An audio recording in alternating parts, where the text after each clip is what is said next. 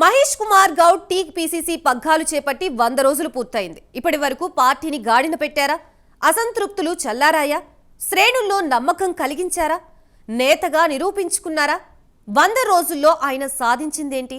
రాబోయే greater municipal ఎన్నికలు మహేష్ కుమార్కి పెద్ద పరీక్ష కానున్నాయా? స్థానిక సంస్థల ఎన్నికలకు పార్టీని ఎలా సన్నద్ధం చేస్తున్నారు? 100 రోజుల్లో సాధించిందేంటి? సాధించలేనిదేంటి? దీనిపై ప్రైమ్ 9 ప్రత్యేక కథనం.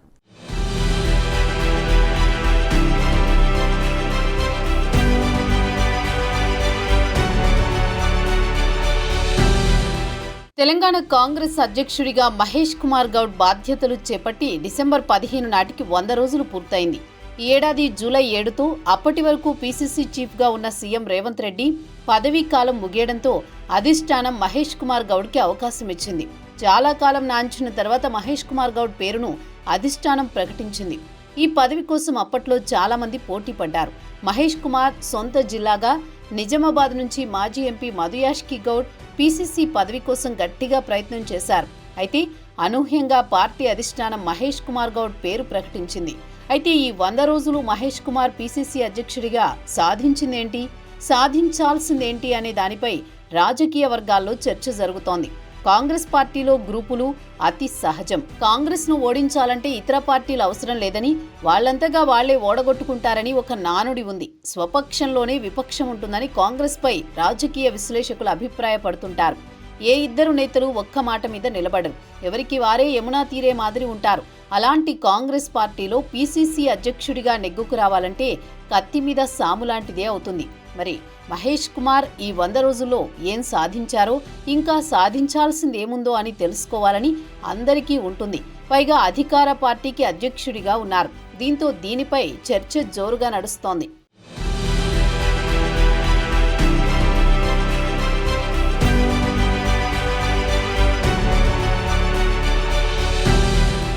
మహేష్ కుమార్ గౌడ్ టీపీసీసీ అధ్యక్షుడిగా పదవీ బాధ్యతలు స్వీకరించినప్పటి నుంచి నేతలందరినీ కలుపుకుపోతున్నారు. ముఖ్యంగా సీనియర్లను స్వయంగా వెళ్లి కలిశారు. పార్టీని క్షేత్రస్థాయిలో బలోపేతం చేయడానికి పార్టీ నేతలతో, క్యాడర్తో సమీక్షా సమావేశాలు నిర్వహించారు. జిల్లాల పర్యటనలు చేశారు. క్షేత్రస్థాయిలో పార్టీ పరిస్థితిని స్వయంగా తెలుసుకున్నారు.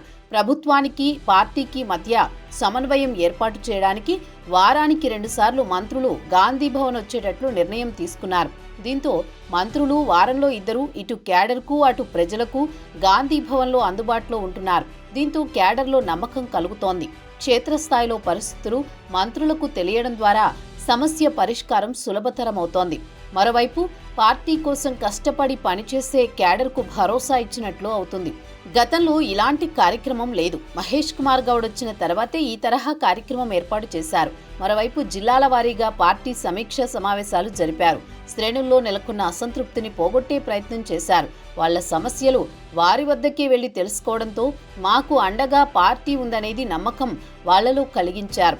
ముఖ్యమంత్రి రేవంత్ కు అనుకూలమైన వ్యక్తిగా ఉండడంతో పార్టీలో వ్యతిరేకత లేకుండా చూసుకుంటున్నారు.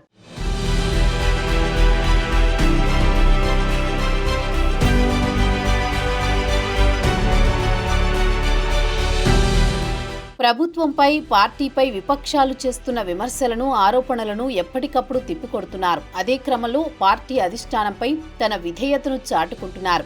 అయితే ఇప్పటి వరకు పీసీసీ కార్యవర్గం కానీ, జిల్లాల కమిటీలను నియమించడం కానీ చేయలేదు.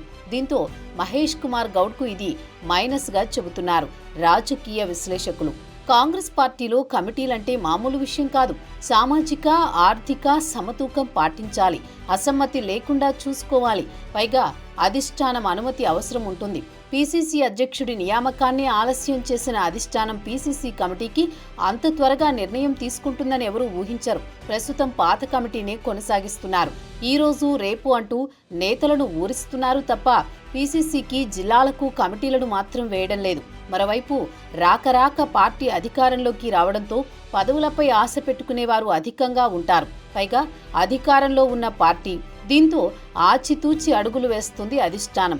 ఇంకా పీసీసీ కమిటీ వేయకపోవడం మహేష్ కుమార్కు మైనస్గానే చెబుతున్నారు రాజకీయ విశ్లేషకులు.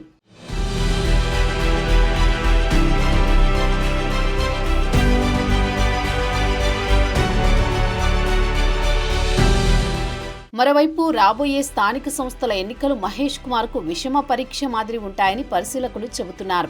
పీసీసీ పగ్గాలు చేపట్టిన తర్వాత జరిగే మొదటి ఎన్నికలు కావడంతో వీటిని ఎంతో ప్రతిష్టాత్మకంగా భావిస్తున్నారు మహేష్ కుమార్ గౌడ్.